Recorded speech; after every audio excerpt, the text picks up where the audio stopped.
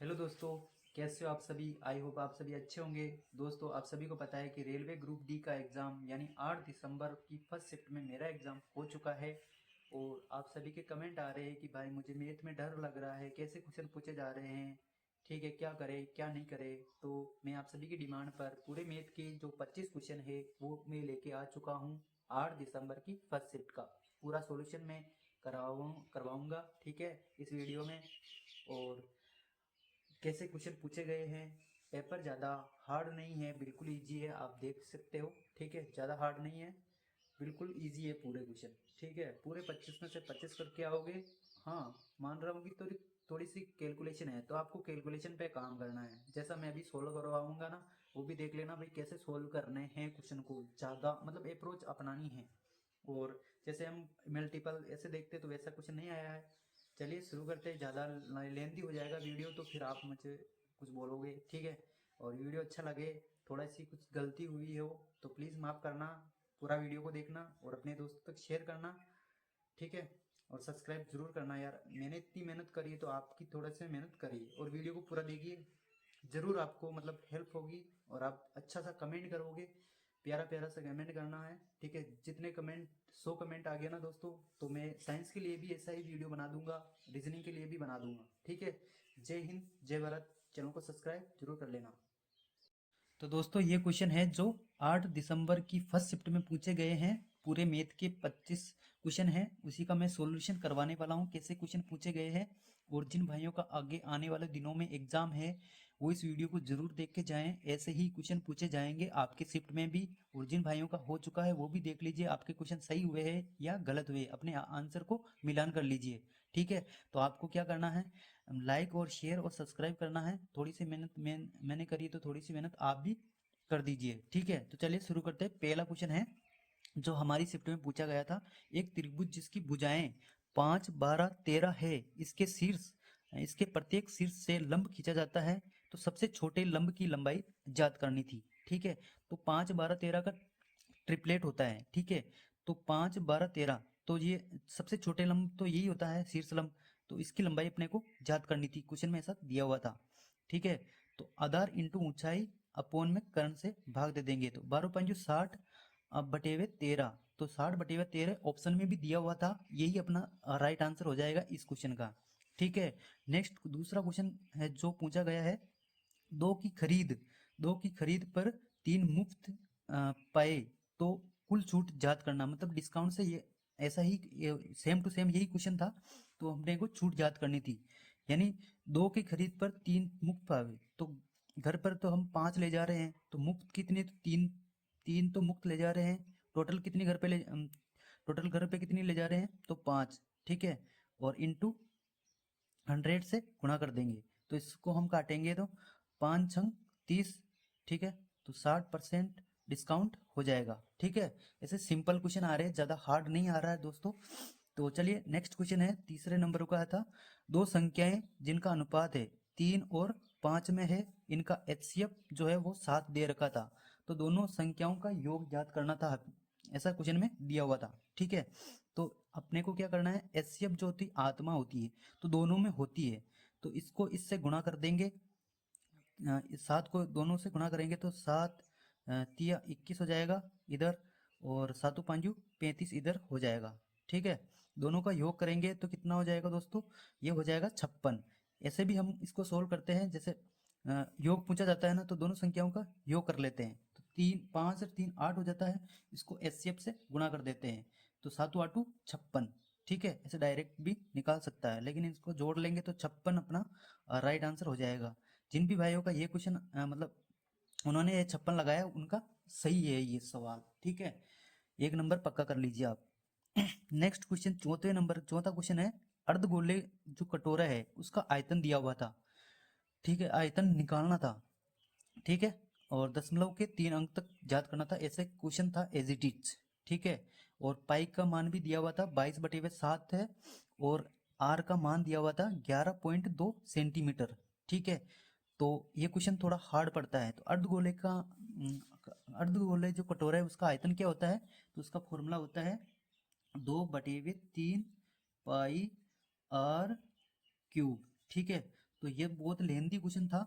इसमें हम मान रखेंगे 2/3, पाई का मान 22/7 वहाँ पे दिया हुआ था, और आर का मान जो 11.2 है ना दोस्तों, उसका मान भी दिया हुआ था। तो ये क्वेश्चन जो है छोड़ने लायक था। ठीक है, जिसने इस क्वेश्चन को किया है उनका टाइम भी खराब हुआ है और गलत होने के बहुत ज़्यादा चांस हो गए। ठीक है, तो टाइम टेकिंग था, निकालने में कोई हर्ज नहीं है, आप इसको गुणा करने लेना, आंसर आ जाएगा। ठीक है, नेक्स्ट क्वेश्चन था दोस्तों 5वें नंबर का। ए और बी का अनुपात दिया हुआ था और बी और सी का अनुपात दिया हुआ था। तीनों का औसत आयु जो दे रखी थी वो 58 थी। तो बी की वर्तमान आयु पूछी गई थी, है ना, बी की पूछी गई थी दोस्तों, है ना, ए की नहीं। तो ए और बी की जो निकालना, पहले एवरेज इनका रेशियो दिया हुआ तो इनको सोल्व करना है।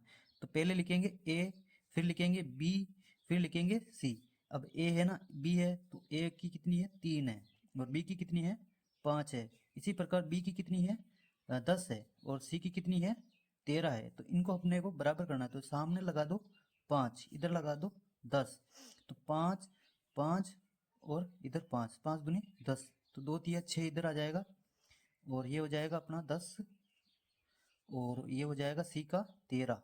ठीक है, और इनकी जो औसत आयु दे रखी है ना दोस्तों, तो इन योग आ जाएगा अपना 58, 58 × 3 इनका योग आ जाएगा। इनको सभी को जोड़ लेंगे तो कितना हो जाएगा दोस्तों, ये हो जाएगा 6 3 9 यानी 29 हो जाएगा।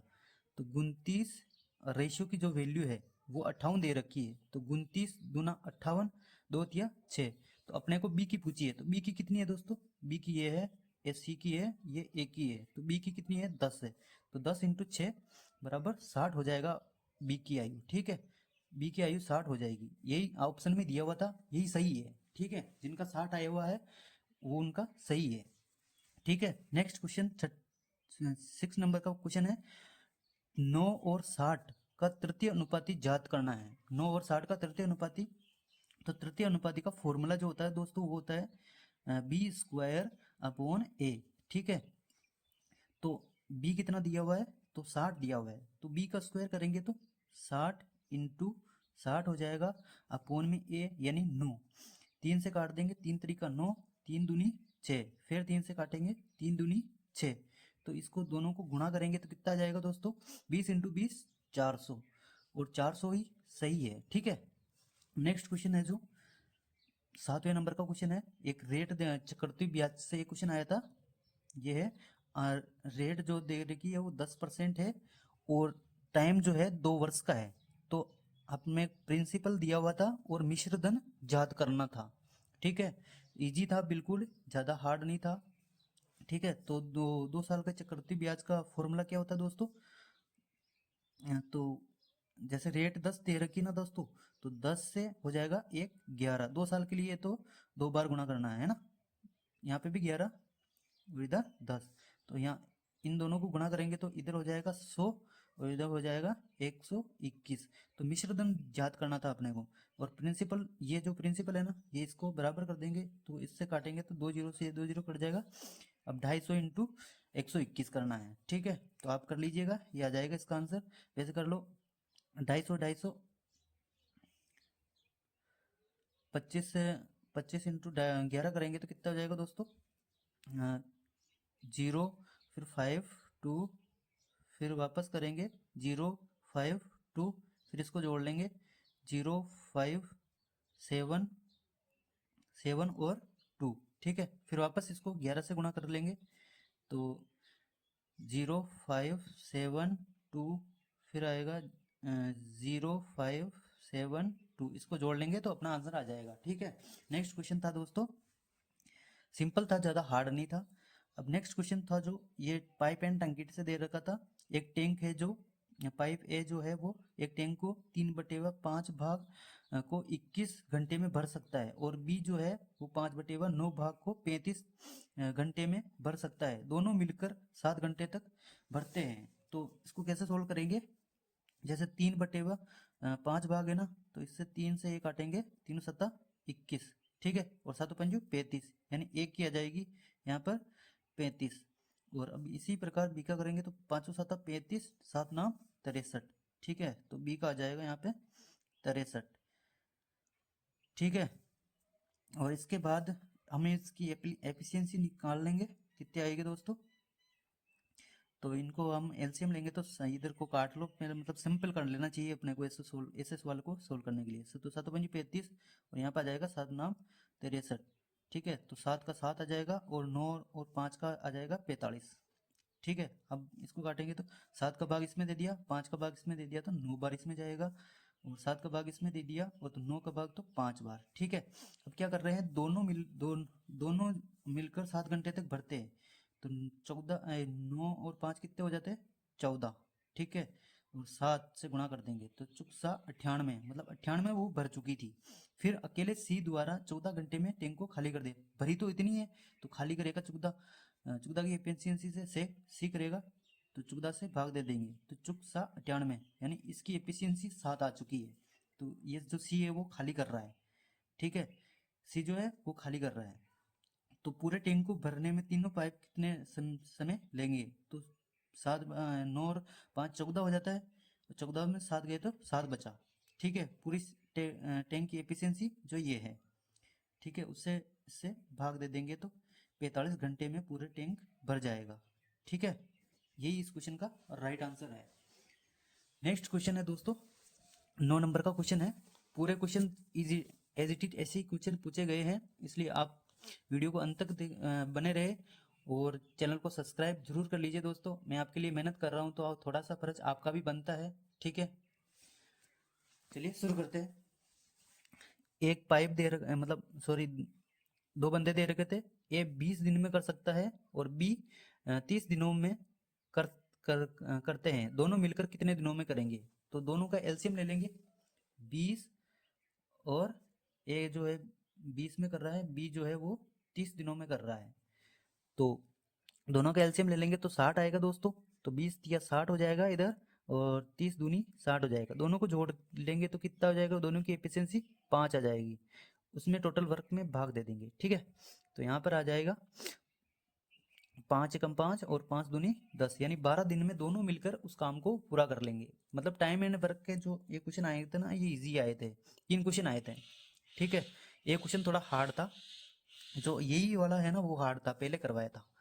ठीक है, अब दूसरा क्वेश्चन 10वें नंबर का क्वेश्चन है।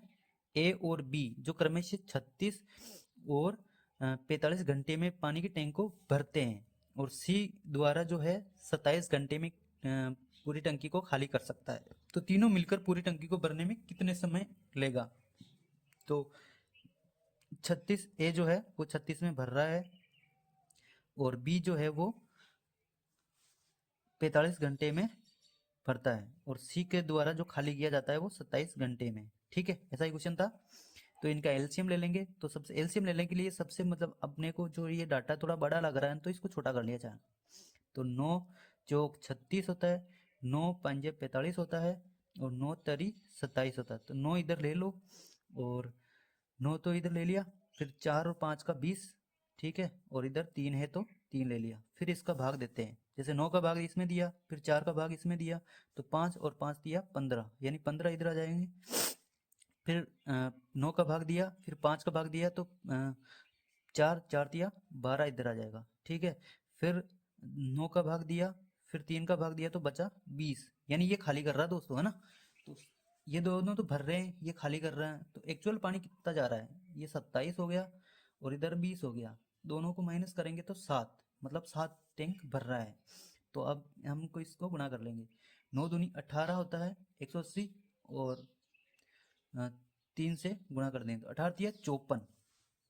ठीक है, 18 तिया 54 हो जाएगा 540। ठीक है, अब दोनों मिलकर जो तीनों मिलकर भर रहे हैं तो 7 की एफिशिएंसी भर रहे हैं। और दोस्तों वहां पे दिया हुआ था पूरी टैंक को नहीं, आधी टैंक को भरना है। 2 से भाग भी दे दे, मतलब 1/2 थे, 2 से भाग भी दे देना है। तो इससे गुणा काटेंगे तो फिर आएगा 270/7। अब इसको हम भाग दे देंगे तो 7 या 21, 7 या 21 बचेंगे कितने, यहाँ पे 6 बचेंगे। तो 7 8 56 38 4 सही 7, यही ऑप्शन में दिया हुआ था दोस्तों, है ना। ऐसा क्वेश्चन मतलब ज्यादा उत्तर क्वेश्चन ऐसे ही आए थे सही में, मतलब 38 सही 4/7 ज्यादातर, मतलब पूरा आंसर नहीं निकलवा रहा है। थोड़ा डाटा थोड़ा कैलकुलेटिव टाइप से दिया हुआ था, तो हमारी कैलकुलेटिव अच्छी होगी ना, तो दोस्तों हम सवाल को जल्दी सोल्व कर लेंगे, इजीली सोल्व कर लेंगे। टाइम टेकिंग क्वेश्चन है, क्वेश्चन इजी है लेकिन कैलकुलेटिव है ना, तो अपने को कैलकुलेशन का ध्यान रखना है बिल्कुल। नेक्स्ट क्वेश्चन है दोस्तों 11वें नंबर का है। 44 छात्रों की औसत आयु दे रखी थी, कितनी है? 34 वर्ष। ठीक है, यदि एक शिक्षक की आयु जोड़ दिया जाए तो पूरी कक्षा की औसत आयु 1 वर्ष बढ़ जाती है, तो शिक्षक की औसत आयु ज्ञात करनी थी। एज इट इज यही क्वेश्चन था दोस्तों, बिल्कुल मेरी शिफ्ट में पूछा गया था और ऐसा ही क्वेश्चन था, बिल्कुल सेम टू सेम। ठीक है, तो 44 छात्रों की औसत आयु है 34 वर्ष, तो यहाँ पे लिख लेंगे पहली 34 है उतनी, और फिर एक को और जोड़ा जाता है, तो अब कितने हो जाते हैं? जो पहले 44 थे तो एक शिक्षक को और जोड़ लिया तो 45 हो गए। अब एक आयु 1 वर्ष बढ़ जाती है, तो एक जोड़ देंगे यहाँ पे और ऐसे लिख देंगे, है ना, एक से गुणा करना है, और तो एक से जो जुड़ रहा है उसी की बात करनी है तो इसका भाग भी दे देंगे। अब इसको हम जोड़ लेंगे, ठीक है, तो शिक्षक की औसत आयु आ जाएगी, तो इसको गुणा करेंगे तो यहाँ पे आएगा 34 प्लस यहाँ पे 45, दोनों को जोड़ लेंगे तो 5 4 9 हो जाएगा, और इधर 4 3 7। बिल्कुल यही आंसर था दोस्तों, है ना। आप मिलान भी करते रहिए कि हमारा सही है कि या गलत है, ऐसा ही क्वेश्चन बिल्कुल सेम टू सेम, और यही आंसर ऑप्शन में भी दिया हुआ था। ठीक है, तो हमारा आंसर सही है। नेक्स्ट क्वेश्चन है दोस्तों 12वें नंबर का है। एक व्यक्ति अपनी आय का 60% तो खर्च कर देता है, और फिर उसको उसमें बचत दे रखी थी, कितनी? 520 की बचत दे रखी थी, तो टोटल उसकी आय याद करनी है। ठीक है, तो उसने 60% तो खर्च कर दिया, मतलब आय होती है 100%, 100 में से उसने 60 खर्च कर दी, तो बचा कितना? 40%, है ना। और 40% को हम बराबर कर देंगे किसके? 520 के बराबर कर देंगे, तो हमारा आंसर क्या जाएगा? इसको हम काट देंगे, 4 से काटेंगे तो 13 बार, है ना। 13 इनकम होती है 100%, है ना, ये मनी हमने 100%, तो 100 से इससे गुणा कर देंगे। ऑप्शन में भी 1300 दिया हुआ था, तो हमारा 1300 ही राइट आंसर हो जाएगा। ठीक है, जिनका 1300 आया है वो अपना 1 नंबर प्लस कर लीजिए। नेक्स्ट क्वेश्चन है दोस्तों 13वें नंबर का क्वेश्चन। 4 उम्मीदवार दिए हुए थे, एक को मिले थे 1100 वोट, एक को मिले थे 1200 वोट, 1260 वोट, और एक को मिले थे 1400 वोट, एक को मिले थे 800 वोट। ठीक है, तो वोट मिले थे, तो विजयी उम्मीदवार की वोटिंग परसेंट, ऐसा ही क्वेश्चन था दोस्तों, वो थोड़ा कैलकुलेटिव था, मतलब ऐसा ही क्वेश्चन था, वोटिंग परसेंट और दूसरे विजयी का वोटिंग परसेंट में अंतर। ठीक है, एक तो जो हाईएस्ट रहा था और दूसरा दूसरा से कम, तो दो सभी को जोड़ेंगे पहले तो, है ना।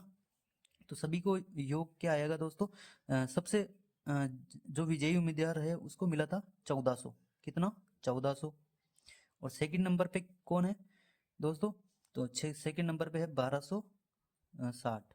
ठीक है, अब सभी का योग कर लेंगे, तो 2200 तो इधर हो गया, ठीक है, 2200 ये हो गया, और 1100 ये हो गया, और 1260 ये हो गया।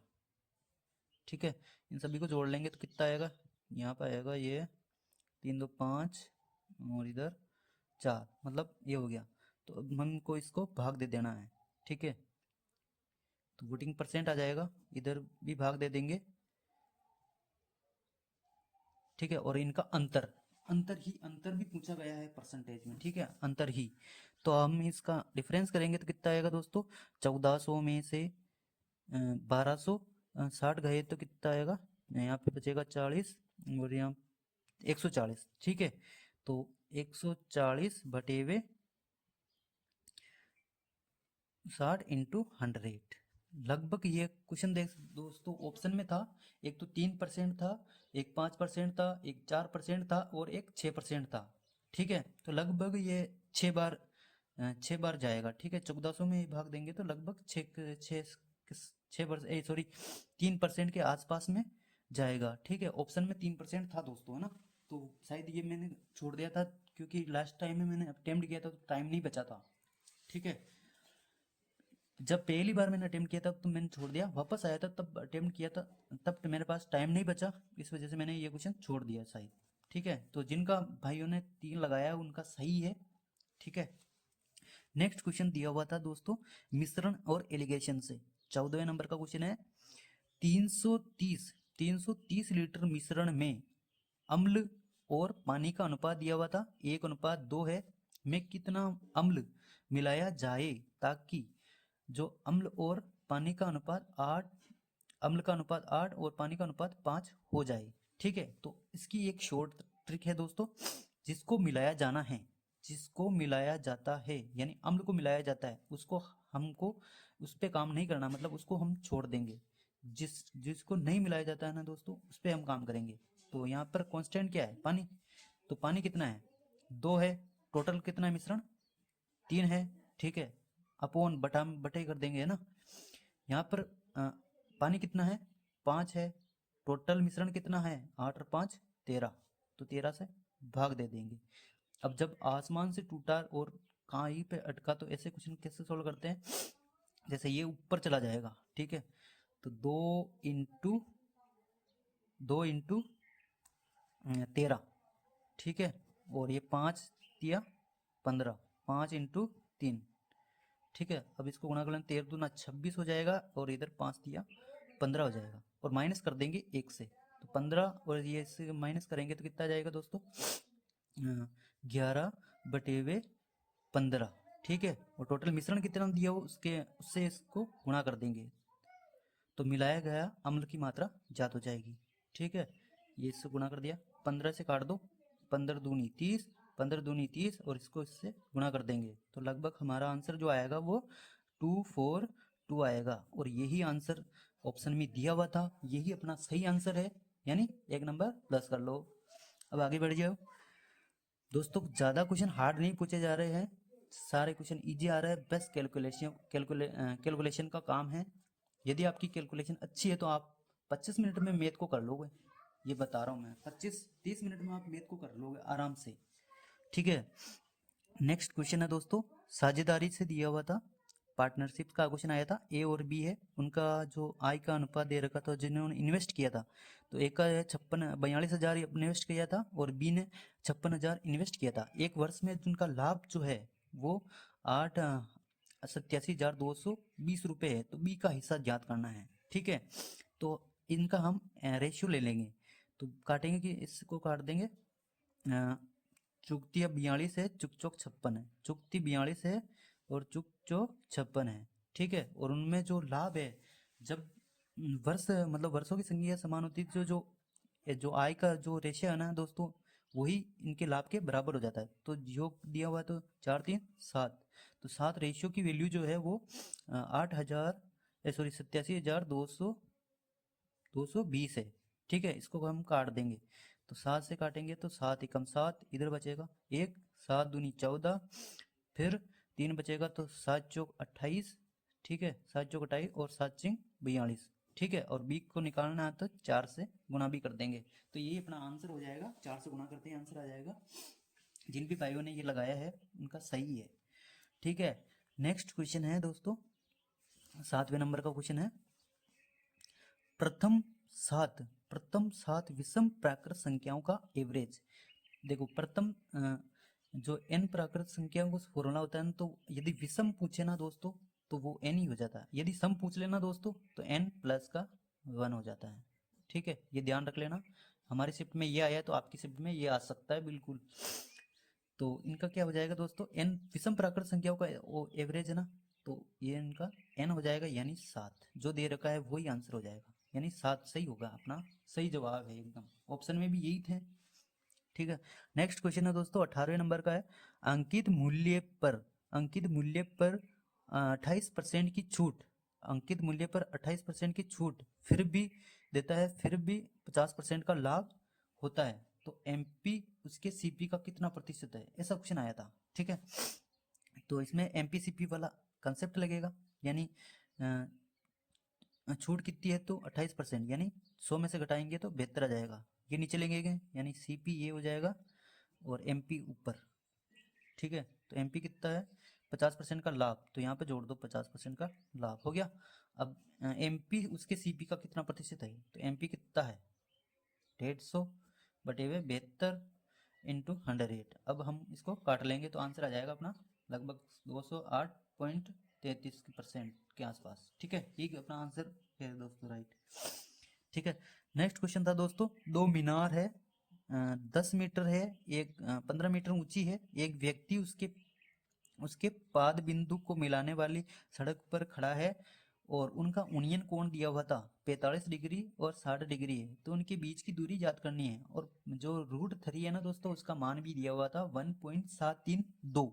ठीक है, तो एक मीनार है ये, एक टावर ये है और एक टावर ये वाला है। ठीक है, एक 15 मीटर लंबा था और दूसरा 10 मीटर लंबा था। ठीक है, ऊंचाई दी हुई थी और एक व्यक्ति जो यहाँ पे बीचों बीच खड़ा था। ठीक है, तो ऐसी आकृति बनेगी इसमें। ठीक है, और एक का जो उन्नयन कोण है वो 45 डिग्री है और एक का 60 डिग्री है। ठीक, कितना 60 डिग्री, तो ये हो जाएगा 30 और ये हो जाएगा 45। ठीक है, जब 45 45 होता है तो ये वाली भुजा इस वाली भुजा के बराबर हो जाता है। और ये 60 है तो 60 के सामने 60 के सामने क्या होता है, √3 होता है। ठीक है, √3 होता है, √3 बराबर 15 का दिया हुआ था। ठीक है, ये 10 है तो ये भी 10 हो जाएगा। ठीक है, अब ये वाला निकालना है अपने को, तो √3 की जो वैल्यू है वो 15 दे रखी है, तो √3 का इधर दे देंगे, तो इनको परिमेयकरण करेंगे तो 3 इंटू अपॉन में 3, तो 3 3 से गुणा होकर कितना हो जाएगा, 3 आएगा। और 3 का 15 में भाग देंगे तो 3 5 15, 15 रूट 5√3 हो जाएगा। अब √3 का मान अपने को दिया हुआ था, यहाँ पे लिखेंगे 10 प्लस का 5, रूट का मान वो दिया हुआ था कितना 1.732, इससे हम गुणा कर लेंगे 1.732। अब 5 से गुणा करेंगे इसको तो 5 दूनी 10 का 0 हासिल का 1, 5 दिया 15, 1 16 हासिल का 1 है, 5 7 35, 1 36 का 6 है, हासिल का 3 है, 5 दिए 5 और 3 8 हो जाएगा।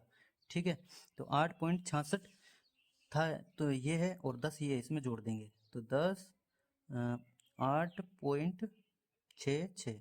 ठीक है, इनको हम ऐड कर देंगे तो यहाँ पे 66 आ जाएगा और यहाँ पर 8 आ जाएगा, यानी 18 में ये 66 आ जाएगा। यही उस ऑप्शन में दिया हुआ था।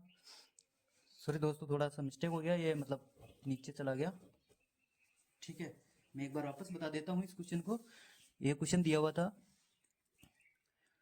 जो एक दो मीनार है 15 मीटर और 10 मीटर और 15 मीटर ऊंची है, पास से मिलाने वाला है और उनका उन्नयन कोण भी दिया हुआ था।